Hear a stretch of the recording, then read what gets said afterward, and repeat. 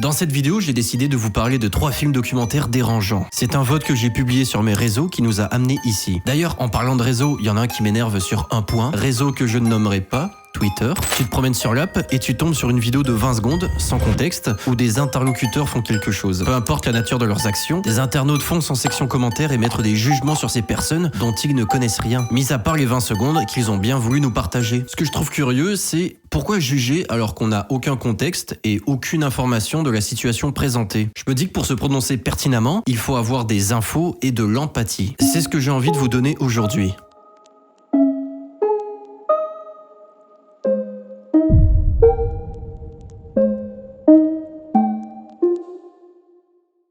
Les 3 documentaires que j'ai sélectionnés n'ont aucun lien entre eux, mis à part une seule chose. Les sujets qu'ils abordent contiennent des antagonistes, qu'on va appeler agresseurs, des victimes et des témoins. Chacun de ces documentaires va aborder sa thématique en adoptant le point de vue de l'un de ces 3 rôles. De ce fait, vous pourrez comprendre comment peut se sentir un témoin, une victime et un agresseur dans la vie. Alors ce n'est pas une vérité unique, le point de vue de quelqu'un n'est pas le même que son voisin, mais ça peut quand même nous donner une petite idée de ce que les gens peuvent ressentir comme émotion. Une immersion dans l'univers de notre prochain peut également s'avérer être un exercice enrichissant. Comment un témoin doit-il agir? Peut-on vraiment être empathique envers une personne qui a un vécu différent d'une autre? Comprendre d'où vient une action néfaste peut-elle la justifier? Pour ceux d'entre vous qui sont pas forcément intéressés par cette thématique et qui veulent seulement avoir peur, ne vous inquiétez pas, cette vidéo contient, comme je l'ai dit plus tôt, des documentaires qui sont effectivement assez dérangeants. On est parti.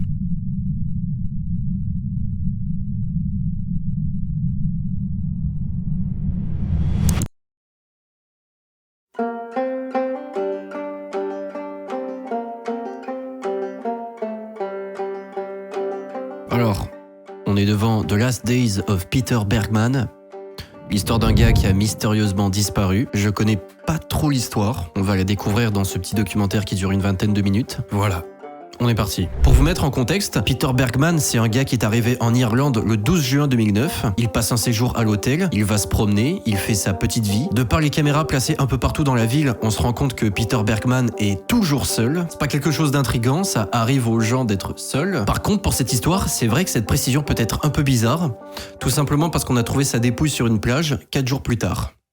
Ce documentaire, à l'aide de témoignages venant de gens ayant rencontré et vu ce Peter Bergman, va expliquer ce qu'il a fait durant ces 4 derniers jours. Vous allez voir que les infos qu'on a sur lui sont très minimes, car comme je l'ai dit, il était toujours seul. Et aussi, il y a un petit truc que je vous ai pas dit, mais Peter Bergman, c'est pas son vrai nom, c'était un alias. Du coup, on sait pas c'est qui, on sait pas d'où il vient, on sait pas ce qui s'est passé le jour de sa disparition, et impossible de trouver quelqu'un qu'il connaît. C'est avec ces maigres informations que le documentaire prend place. Le premier jour, l'homme, qu'on va continuer d'appeler Peter par souci de compréhension, se présente au Sligo City Hotel dans la ville du même nom en Irlande. Sur les documents de check-in, il écrit le nom de Peter Bergman et une adresse en Autriche. Plus tard, les autorités se rendront compte que cette adresse n'existe pas. Et c'est tout ce qu'on sait sur le premier jour. Il est arrivé à l'hôtel avec un faux nom et une fausse adresse. C'est tout. Le lendemain, un détail intriguant s'installe dans le contexte. Peter sort de l'hôtel avec un sac plastique mauve et revient sans. En vrai, on s'en fout, ça pourrait être n'importe quoi. Mais on n'a tellement aucun détail sur l'affaire que cet élément devient important. Il a aussi envoyé du courrier. Encore une fois, on ne sait pas à qui et où. Également, l'interlocutrice, employée qui l'a servi durant son séjour, raconte être entrée dans sa chambre pour l'entretien et avoir vécu un moment de malaise. Elle dit être tombée nez à nez avec Peter et qu'il avait une expression coupable, comme s'il venait de se faire prendre la main dans le sac. Elle théorise sur la possibilité qu'il attendait quelqu'un d'autre.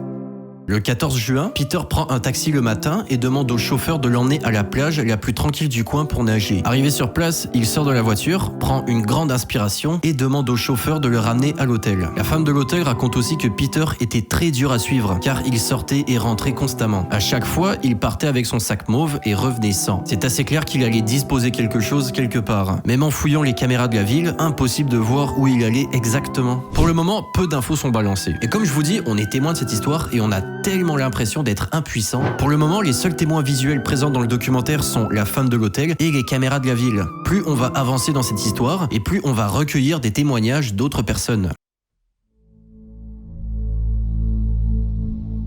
Peter quitte l'hôtel en début d'après-midi et prend le bus pour se rendre à la plage où il était la veille. À la plage, il n'y a plus de caméras de sécurité, alors les dernières informations que nous avons de lui viennent des témoignages de personnes qui l'ont aperçu dans ce lieu. 2 amis, un couple et un homme seul déclarent à peu près la même chose. L'homme semblait ailleurs, lunatique. Il contemplait la mer en marchant à côté de celle-ci. Il était habillé proprement, ils se sont tous entendus sur un même point, ils ne savaient pas comment l'expliquer, mais cette situation ne semblait pas correcte. Le lendemain, lors d'un entraînement de triathlon sur la plage, la dépouille de Peter Bergman a été découverte dans le sable.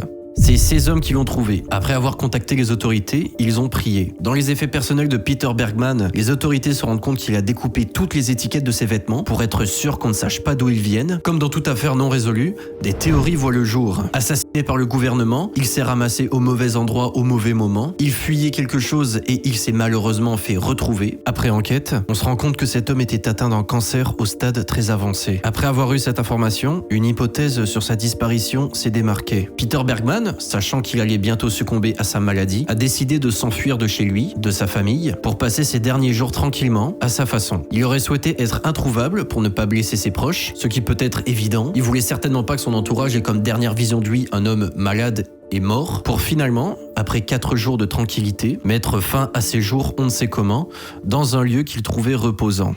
Parce qu'aussi, selon l'autopsie, on ne sait pas comment il est mort. Pas de traces de noyade, d'empoisonnement, de violence, on ne sait pas comment il est mort. Je pense que c'est pour cette raison qu'un témoin peut jouer un rôle très important dans ce genre d'histoire. Sans les caméras, sans les yeux et souvenirs de ces personnes, Peter Bergman serait tout simplement tombé dans l'oubli et on n'aurait jamais connu cette histoire, qui, je le rappelle, raconte celle d'un humain décédé. Pour moi, le rôle d'un témoin est de raconter son expérience, sans jugement et avec bienveillance. Ils sont extrêmement importants pour réunir des preuves. Curieusement, ça abordait un sujet assez morbide, mais j'ai trouvé ça relaxant. C'était doux. La façon dont c'était raconté, c'était lent, c'était posé, c'était bienveillant. Donc le documentaire, j'ai bien aimé. C'est vrai qu'au niveau de la réalisation, c'est pas non plus une révolution. C'est assez basique. T'as l'impression de regarder un épisode de Unsolved Mystery sur Netflix. Ça peut être frustrant aussi à être témoin car t'as aucun contexte. Tu comprends pas ce que t'es en train de voir et tu dois essayer de faire avec le peu d'informations que t'as. Un peu comme quand tu te promènes sur les réseaux sociaux.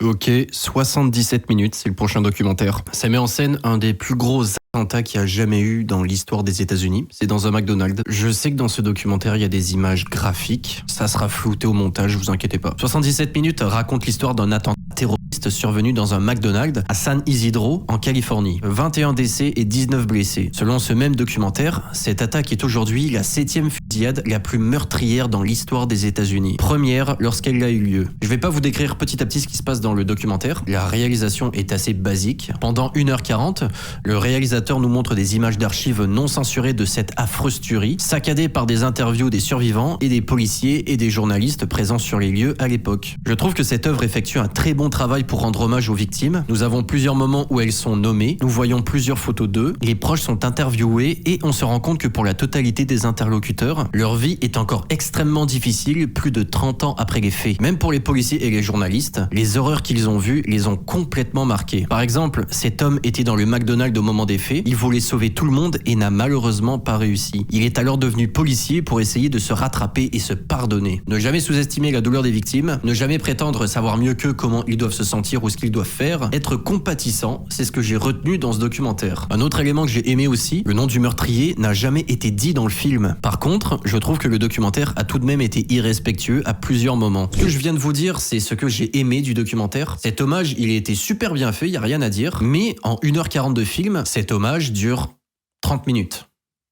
Le reste du temps, c'est le réalisateur, qui n'a rien à voir avec cette catastrophe, qui veut se prendre pour un justicier en écrasant son point de vue. Je m'explique. Au début, t'as l'impression qu'il va laisser les victimes s'exprimer. Au final, il leur pose des questions hors sujet qui ont l'air de mettre tout le monde mal à l'aise. Que pensez-vous de la police? Pensez-vous que la police a fait des erreurs? Êtes-vous en colère contre la police? Ce mec déteste clairement la police. Dans la tête du réalisateur, les coupables sont les forces de l'ordre. La raison principale de cette pensée, c'est que ça a pris 77 minutes, le titre du documentaire, avant que le meurtrier ne soit abattu. Oui, des erreurs ont été commises, et les policiers sont les premiers à l'avouer, mais sans vouloir les défendre, il faut aussi savoir qu'à cette époque, c'était la plus grosse fusillade jamais enregistrée de l'histoire du pays. Et en plus, ça a eu lieu dans une petite ville, personne n'était prêt. Et c'est même à partir de ce moment-là que le SWAT s'est révolutionné et est devenu ce qu'on connaît aujourd'hui. La majorité du documentaire est remplie d'accusations et de réponses sur plusieurs points que je vais pas aborder présentement parce que ça sert à rien. Je suis pas du tout en train de défendre la police présentement, je n'ai pas assez d'infos. J'ai juste l'impression que le réalisateur est clairement de mauvaise foi et qu'il n'était pas plus concerné que ça par les victimes. J'ai surtout vu une couverture pour abriter sa haine. Des fois, j'étais hyper mal à l'aise en regardant le documentaire. Il y a un moment où il réunit une victime et un policier et il essaie de les faire s'embrouiller. C'est hyper gênant. Ils savent pas quoi se dire, les deux sont traumatisés. Je trouve ça tellement déplacé. Mais je pense que le pire, c'est qu'en plein milieu du film, le réalisateur nous montre une vidéo d'archives qui était autrefois interdite au grand public, où un reporter entre à l'intérieur du McDonald's après l'attaque et filme toutes les victimes décédées.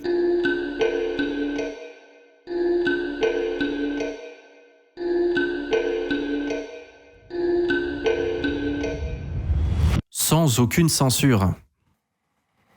Bah, c'est juste atroce, que t'as l'impression que ça se termine jamais, il y en a toujours plus de corps payés à toutes ces victimes. En vrai, je me demande si montrer ça, c'est vraiment nécessaire. C'est pas un peu irrespectueux ? Finalement, j'ai été un peu déçu d'avoir sélectionné ce documentaire. Je connaissais pas, j'ai essayé et je me suis trompé. S'il avait duré 40 minutes et que tous les dossiers hors victimes avaient été effacés, ça aurait été un chef-d'œuvre. Mais là, je suis un peu mitigé.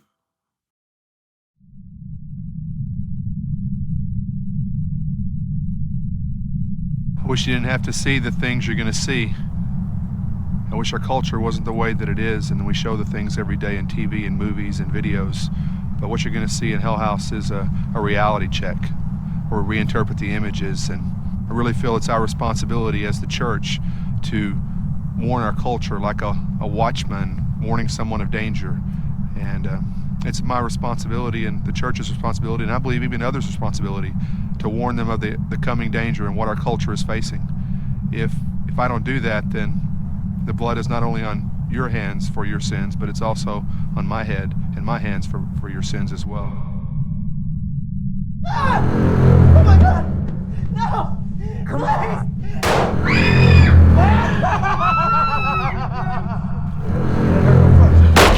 Whoa! Shut up! I want the bleeding stop. Matt said this wouldn't be a big deal.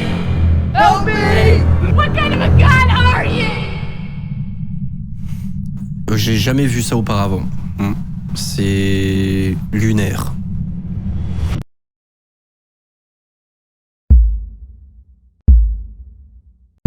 Ce documentaire suit le groupe chrétien de Cedar Hill Trinity Church au Texas. Tous les ans, ils ont l'habitude de créer des attractions de maisons hantées pour Halloween. La différence avec une attraction basique, c'est que les maisons Hell House sont extrêmement controversées car ils mettent en scène des thématiques très discutables comme des scènes d'avortement, de maladies transmissibles sexuellement, de suicide, etc. Le pire, c'est pas la mise en scène de ces actes, c'est qu'ils sont créés de façon à mettre en faute les gens qui commettent des péchés et de leur dire qu'ils vont aller en enfer. Par exemple, dans la scène de l'avortement, la fille subissant fictivement l'opération est insultée, de même qu'un homme atteint du sida. Il l'a atteint car il est homosexuel. De ce fait, il va aller en enfer. Je pense que vous commencez à comprendre le vibe. Dans le documentaire, donc, nous allons entrer en pleine immersion dans ce groupe extrémiste et allons découvrir leur quotidien et la préparation de la Hell House pour le Halloween de l'année de tournage. Et les entendre parler, les voir vivre, être témoin de la préparation de la Hell House, c'est tellement lunaire. C'est n'importe quoi. Le mec de l'intro, c'est le chef de la troupe. Clairement, il a la dégaine d'un gourou de secte. Le documentaire enchaîne ensuite en nous montrant les futurs clients d'une Hell House. La controverse amène beaucoup de public, si bien qu'une dizaine de milliers de personnes visitent ces maisons hantées annuellement. Nous faisons ensuite la connaissance de la troupe, et c'est déjà bien lunaire. Break our chains, set us free. J'ai l'impression de regarder une secte. Par la suite, le gourou présente un peu le concept de la Hell House. En gros, il est très important pour eux de montrer des thématiques extrêmes et réelles. Ils pensent que sa parole est divine et qu'il a le devoir d'informer des gens de comment ils doivent se comporter pour ne pas aller en enfer. Je dis bien pour ne pas aller en enfer et pas pour aller au paradis. Parce que ce mec joue sur la peur pour faire valoir ses idées.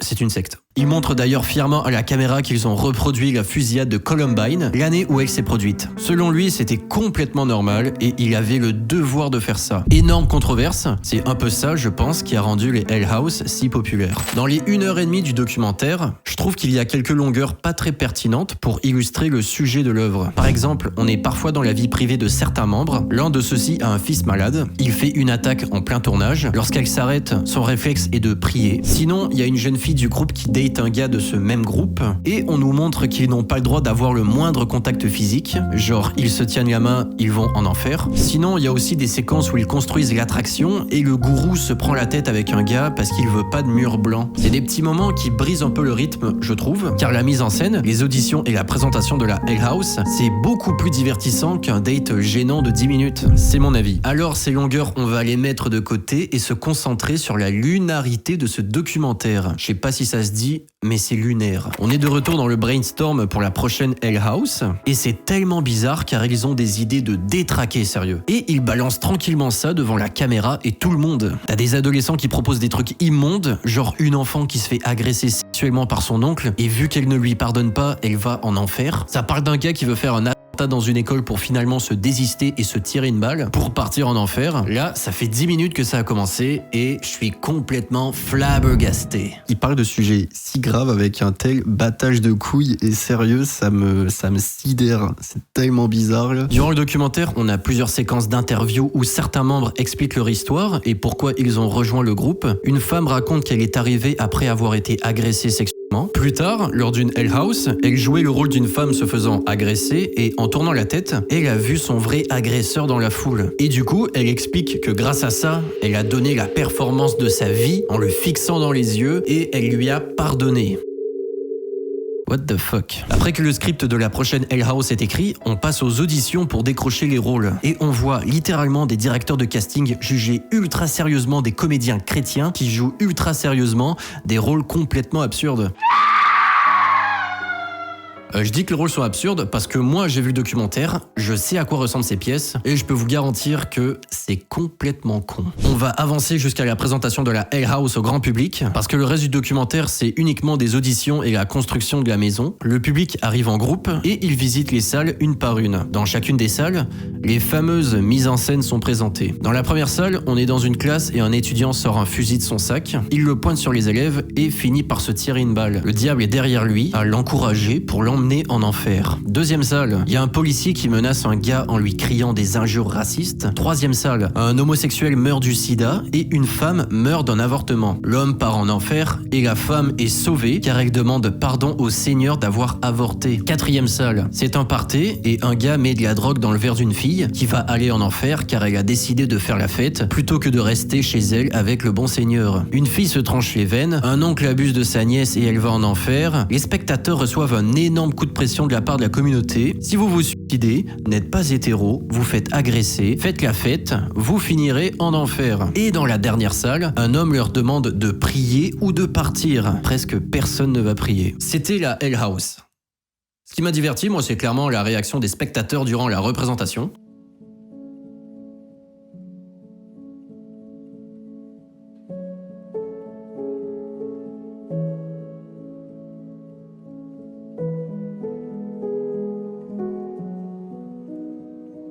Même certains groupes ont engagé la conversation avec les organisateurs et ils étaient assez furieux de la violence des propos de la communauté. Ce que j'ai trouvé intéressant dans ce documentaire, c'était de se mettre dans la peau de ces gens extrêmement controversés. Je suis pas rentré dans les détails, mais dans ce groupe, ils ne sont pas tous mal intentionnés. La plupart des membres ont été approchés dans des moments de faiblesse et pensent sérieusement faire de bonnes actions. Par contre, les gourous de cette troupe, eux, sont dangereux.